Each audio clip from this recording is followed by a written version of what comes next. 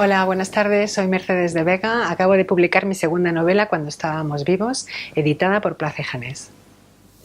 Bueno, Cuando estábamos vivos pertenece a un proyecto, a un trabajo personal de investigación genealógica, ¿no? Que me lleva por unos territorios y por unos caminos que jamás pensé que pudiese explorar, ¿no? Entonces fue surgiendo lentamente, poco a poco, ¿no? A través de los años, como unos 10 años que tardé en mi investigación, ¿no? En mi proyecto personal. Y es una novela que parece como que surge por sí misma, ¿no? No obedece a ese plan, a ese proyecto, ¿no? De literario, de trabajo, de recopilación, ¿no? Sino todo lo contrario. En un momento dado yo necesité contar, necesité expresar todo lo que yo había ido descubriendo en ese camino, ¿no? De reconstrucción personal, y así nació Cuando estábamos vivos, ¿no? Entonces es una novela que tiene un narrador la narradora es una mujer, ¿no? Es una mujer que a los 90 años y desde Roma, desde ese exilio del que jamás va a regresar, recapitula su vida, ¿no? Recapitula los últimos años de su vida en Madrid, que justamente es el periodo de la Segunda República. Son esos años que van de 1928 a 1936, ¿no? Donde ella conoce a un hombre que pertenece a una familia muy distinta a la suya, ¿no? Del cual se enamora. Entonces, pues ella nos va a narrar esa historia de amor, nos va a narrar un adulterio, ¿no?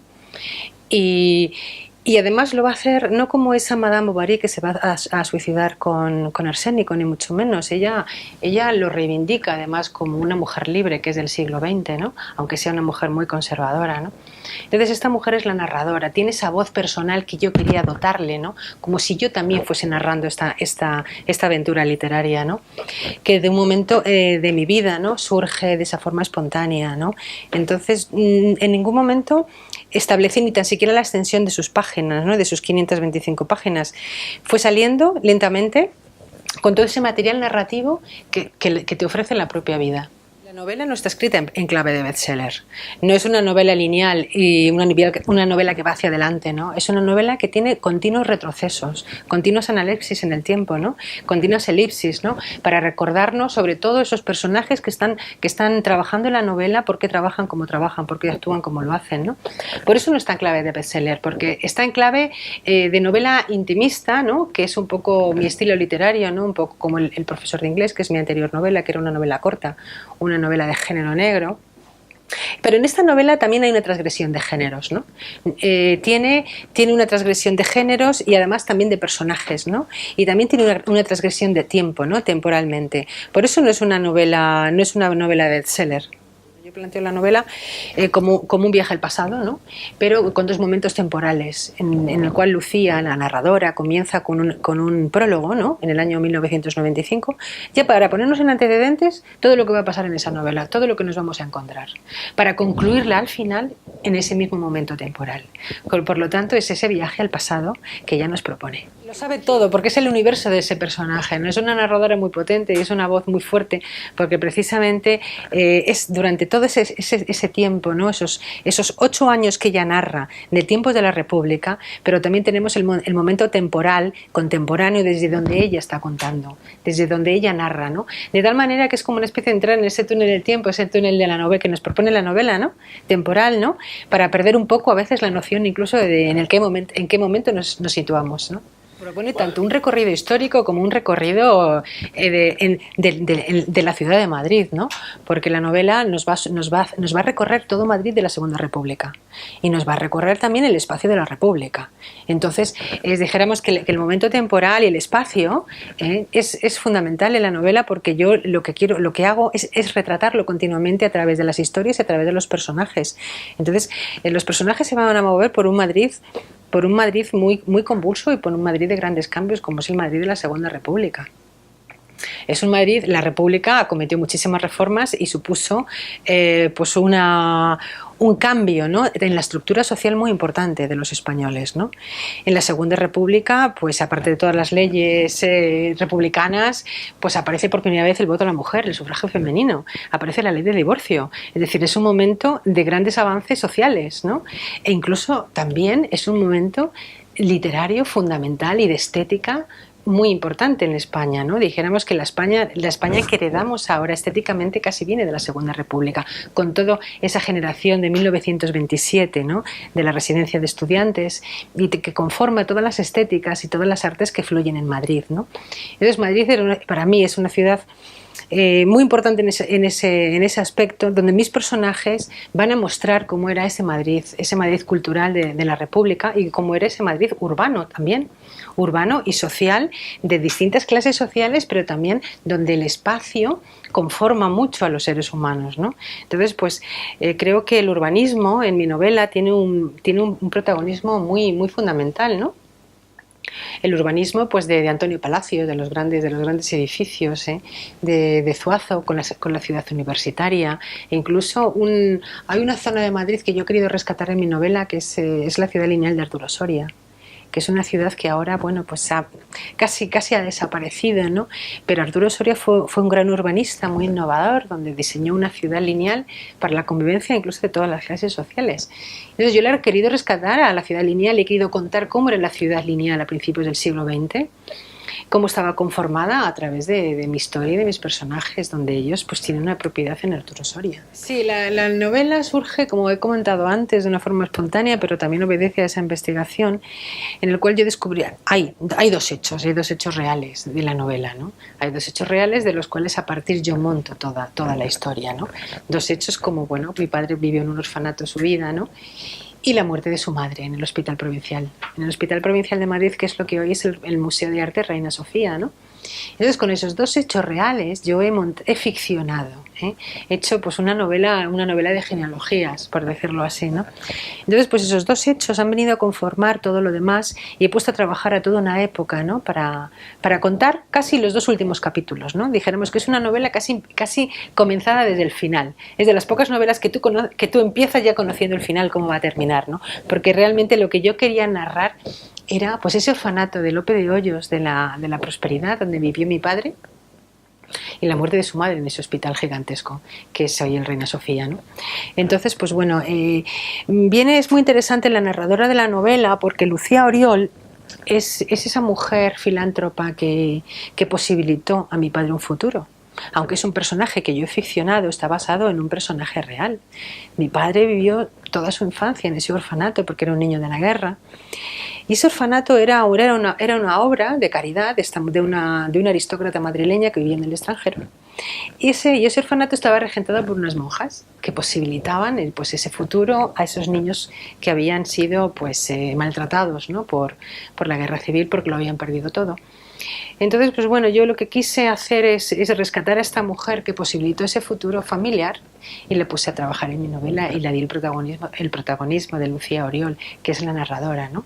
Entonces la hice la narradora de la novela, que es ese personaje que existió, claro, con todas las diferencias, ¿no? Con la auténtica Lucía Oriol que nunca conocí y que bueno, que he querido rescatar del pasado. Estamos en un pasado continuo casi, ¿no? Es decir, en un presente que se mueve a esa velocidad que a veces pierdes la noción del tiempo, ¿no? Del pasado, del presente y del futuro, que es al final lo que trata la novela. La novela es un túnel, ¿no? Es un túnel del tiempo en el cual te puedes situar en cualquier momento temporal que quiera el escritor, ¿no? Para crearte unas sensaciones determinadas, ¿no? Entonces yo a la literatura he llegado mayor, pero la literatura siempre ha estado en mí, ¿no? Porque yo siempre he sido una gran lectora, he sido una lectora devoradora desde la adolescencia, ¿no? Y de pronto, un momento de tu vida aparece esas ganas de narrar de una forma muy natural, ¿no? Entonces yo empecé con cuento, yo soy una narradora breve, ¿eh? Realmente en esta novela casi se puede notar, ¿no? Porque luego he tenido que perfilar los personajes y todos los hechos, ¿no? Porque dijéramos que esto es un compendio como de 1000 cuentos, ¿no? Es un poco hacer una novela calidoscópica, ¿no? Tanto con los personajes como con las historias, ¿no? Y hacer de esos pequeños cristalitos a formar al final una imagen nítida, ¿no? Es un poco como yo trato la literatura, ¿no? Porque el material literario está en cualquier parte, ¿no? Y el tiempo es un material literario bárbaro, ¿no? Para ficcionar. Sí, bueno, la novela funciona a muchos niveles, ¿no? Es decir, para un escritor la novela tiene un valor ímprobo, ¿no? Porque te sirve para todo. Es decir, ya no solamente para conocerte a ti mismo, sino para encontrarte a ti mismo, ¿no? Para encontrar aquella búsqueda, ¿no? Pero yo creo que todo escritor es un buscador, ¿no? Es un buscador continuo, ¿no? Y cada uno buscamos algo, ¿no? O a veces no sabes ni lo que buscas, pero estás continuamente buscando. Entonces, para mí en la literatura es eso, ¿no? Aparte de una búsqueda es un encuentro. O sea, porque yo en la literatura encuentro continuamente, ¿no? Es un alimento continuo, ¿no? La escritura, la lectura, lo que voy encontrando a través de esos pasajes, ¿no? Cuando los voy escribiendo, ¿no? Y claro que he encontrado, aparte de encontrarme a mí, ¿no? Como ser en la escritura, he encontrado cosas, ¿no? Sobre todo con esta novela, ¿no? Porque me ha llevado por esos caminos de investigación que al final he encontrado hasta familiares, ¿no? Hasta la propia tumba de uno de los personajes de Francisco Anglada me la he encontrado en un cementerio muy pequeñito, ¿no? Entonces nunca sabes por qué caminos, ¿no? Y qué encuentros vas a tener con ella. Sí, desde luego, mira, ese es un tema muy importante en la novela. Es uno de los temas que abordo y que yo además quería hablar de ello, ¿no? Del tema filosefardita, del tema judío-español, ¿no? Es un tema complejo, complicado, pues sobre todo para nosotros los españoles, ¿no? Después de toda nuestra historia, de ese brazo amputado, como decía Muñoz Molina, de los españoles que nos han sacado, ¿no? Entonces, pues a partir de 1492 y de mucho antes, de los pogromos anteriores, de 1391, donde las matanzas de judíos y luego después con la Inquisición se encargaron de hacer desaparecer a todo el mundo judío que había en España, ¿no? Y los que no se fueron se tuvieron que convertir. Con lo cual ese era un tema que a mí siempre me ha interesado muchísimo, muy de cerca, y que además he investigado ya no solamente como escritora sino también como socióloga, ¿no? Entonces, bueno, pues esa comunidad tanto sefardita, que son los que se fueron, porque el sefardí es el que se marchó, y entonces, bueno, sefarditas en Europa hay muchísimos, en todo el norte de África, todo lo que es la diáspora sefardita, ¿no? Que eso es un tema interesantísimo, ¿no? Que yo solamente toco de pasada en la novela, nada más, porque mi objetivo no era hablar de eso en esta novela, pero sí quería ponerlo en situación, ¿no? Y sobre todo contextualizarlo en la época en que se desarrolla la novela, ¿no? Que es la Segunda República. Entonces, España siempre ha mantenido una política filosefardita, ya desde Ángel Pulido, que fue un senador a finales del 19 con Alfonso XIII, que viajan por los Balcanes, y entonces se dio cuenta de que había una cantidad de españoles, de antiguos españoles, que estaban esparcidos por Rumanía, por Grecia, la propia Italia, en todo lo que son los países balcánicos, ¿no? Que bueno, este hombre cuando llegó a España como senador, pues llevó a cabo una política filosefardita que dio lugar precisamente a un decreto ley en el cual se daba la nacionalidad española a todos aquellos sefarditas que se acogieran a una serie de requerimientos, ¿no? que pedía el Estado. Entre ellos, bueno, pues poder un poco demostrar que sus relaciones con España, ¿no? De esa forma, un poco, pues calmar la conciencia. Yo creo que era una cuestión de conciencia fundamentalmente por Alfonso XIII, y sí un esfuerzo de acercamiento al mundo judío, sobre todo a los sefarditas, a los que se fueron, porque los que se convirtieron aquí no se sabe nada, ¿no?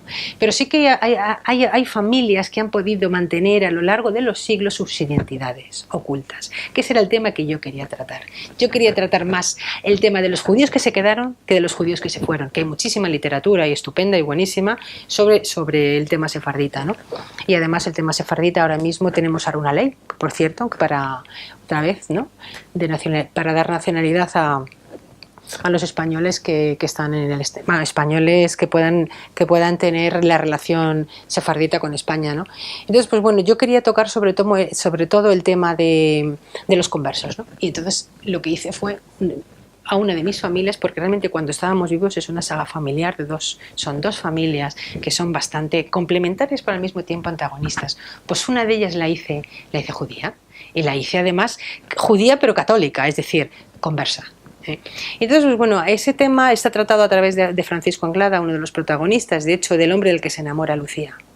Ella se enamora de un hombre que de cierta manera intenta poner paz, ¿no? En esa genealogía que le ha sido arrebatada, pero que su familia ha sabido mantener a lo largo de los siglos. Y lo hace además a través de un libro, el libro de las genealogías, ¿no? Que es el libro que yo hubiese querido tener, y es el libro que todos hubiésemos querido tener, donde se van registrando todos los nacimientos, las defunciones, los matrimonios de todas las generaciones de una familia a través del tiempo, ¿no? Entonces, pues bueno, ese libro de las genealogías lo tiene la familia Anglada. Por lo tanto, es una familia que sabe muy bien quiénes son y de dónde vienen, ¿no? Entonces, ese tema de la identidad es un tema muy profundo también en la novela, porque dijéramos que si yo quiero hablar del tema judío es porque me interesa mucho hablar del tema de la identidad, ¿eh? Entonces, bueno, pues es el tema tratado a través de la familia Anglada, el tema de los judíos conversos, ¿no? Y sobre todo en la Segunda República, ¿no? Porque la Segunda República además continuó con la política filosofardita de Alfonso XIII, ¿no? E incluso Franco también, es decir, todos estos gobiernos del siglo XX han mantenido una ambigüedad con el mundo judío y le han hecho siempre guiños, ¿no? Como que os queremos y podéis venir, pero al mismo tiempo, bueno, pues no lo tenemos muy claro porque no sabemos hasta qué punto, ¿no? Pues toda esa ambigüedad, ¿no? Continúa con Franco, aunque sí que la República tuvo más claridad y se posicionó más claramente a favor del mundo judío, porque además en el tiempo de la República, sobre todo en las primeras décadas del siglo XX, cuando con el surgimiento del nazismo en España se refugian muchísimos judíos que salen huyendo. No tanto como en otros países, pero en 1936 teníamos en España alrededor de 3.500 judíos refugiados, ¿eh? De todos los países, tanto de Alemania como de Polonia, como de todos los países centroeuropeos, que recogían, ¿no? a huidos que luego que muchos no se quedaban porque salían de tránsito o bien para los países latinoamericanos o para África, ¿no? Pero bueno, toda esa historia, ¿no? La cuento cuando estábamos vivos. Bueno, a mí como lectora ahí siempre tengo mis escritores fetiches, ¿no? Como todos los autores, ¿no? Somos muy fetichistas, ¿no? Porque además siempre volvemos incluso hasta las mismas páginas de los mismos libros, ¿no? Eso es algo irremediable, ¿no? Y bueno, uno de mis escritores fetiches es Cervantes, ¿no? O sea, para mí el Quijote me parece maravilloso, sencillamente, y siempre está conmigo, pero quiero hablar de escritores más contemporáneos, ¿no? En los que yo me remito, mi memoria más inmediata, ¿eh? Y es, por ejemplo, John Cheever, me gusta muchísimo como cuentista, es de mis escritores que adoro, con sus magníficos cuentos, por ejemplo, como Reunión, ¿no? Reunión es un cuento maravilloso del cual yo hice otro cuento, a colación de él, ¿no? Y bueno, aparte de John Cheever, me gusta muchísimo Patrick Modiano, ¿cómo no? Patrick Modiano, porque Patrick Modiano ha sido un gran inspirador para cuando estábamos vivos. Es curioso, ¿no? Ese escritor de novelita corta, ¿no? De esas novelitas que encierran mil existencias, ya no una, 1000 existencias, y que hace ese recorrido por el país de la ocupación, el París de la ocupación, como yo quería hacer un poco también con el Madrid, ¿no? Es decir, para mí, yo me he visto a veces en el espejo de Patrick Modiano porque me hubiese gustado muchísimo conseguir hacer con Madrid lo que él ha hecho con París, ¿no? Hacer de París ese paisaje de interior, ¿no? de novelista, ¿no? Y lo he intentado un poco como cuando estábamos vivos, por ese recorrido por el Madrid, ese Madrid de corazón que llevamos dentro, ¿no? Sí, va directo a los dos temas fundamentales que a mí más me preocupan como escritora, ¿no? Y el que tema es de la identidad y de la memoria. Está moderno. Y además la novela va de todo eso, va de la reconstrucción genealógica y además de esa ficción, porque además todo lo ficcionamos, es decir, la realidad te va dando material literario continuamente para hacer de él una gran ficción en la cual remodelarte, ¿no?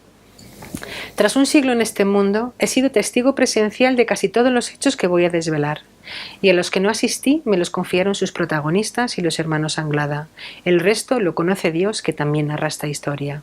Pero antes buscaré el testimonio de mis labios y de mis ojos, de mis pies y de mis manos, que afloje la carne anquilosada de mi cuerpo, y restablezca la luz de esa linterna que de niña mi madre me dejaba sobre la mesilla de mi alcoba, para entregarme al dulce sueño del futuro. Encontraré la luz de esa linterna entre las sombras de la noche y dejaré que alumbre por un instante los sueños rotos del pasado.